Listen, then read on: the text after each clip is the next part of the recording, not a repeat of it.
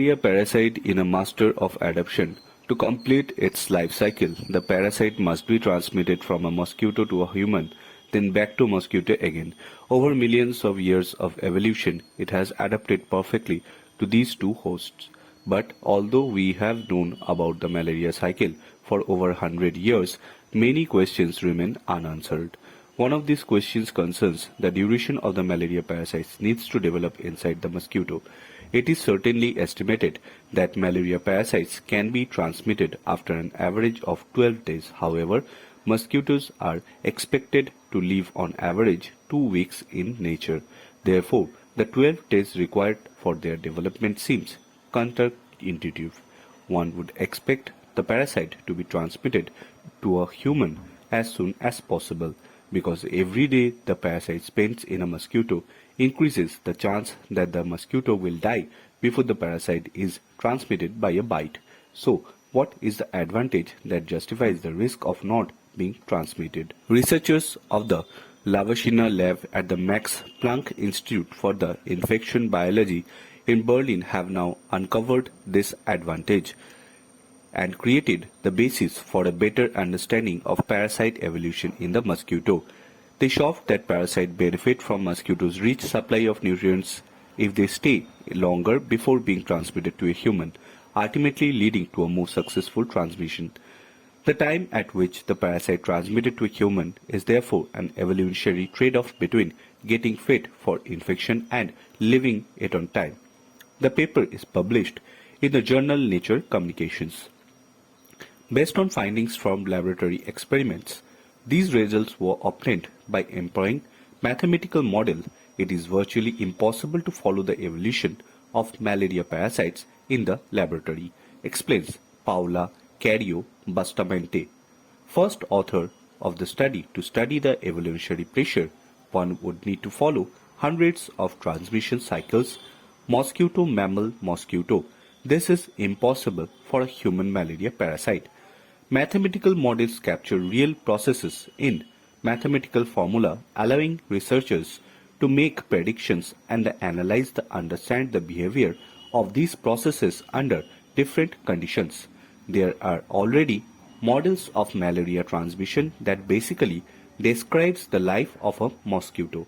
However, they usually only include variables from larval development, biting behavior, reproduction, and the age of the mosquitoes.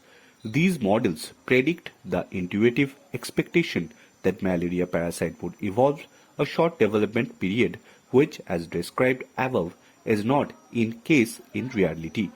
The fact that models do not fully correspond to reality is not itself a problem, as they are always only an approximation of reality. However, if a model does not correctly represent key mechanisms, it needs to be supplemented. The researchers' task was to find the missing variable that would allow transmission model to clearly describe the development time of parasite. Previous studies of mosquito metabolism provided cues to the missing variable. They develop their eggs. Female mosquitoes need to nutrients from blood of mammals.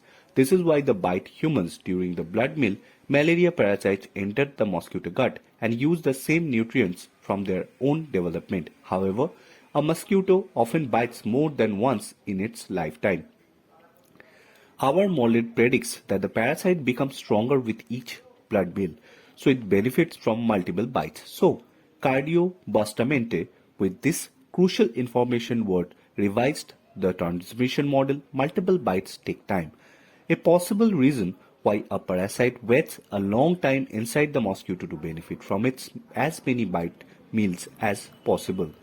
Adding the new variable metabolism to researchers then carried out evolutionary experiment with the updated transmission model.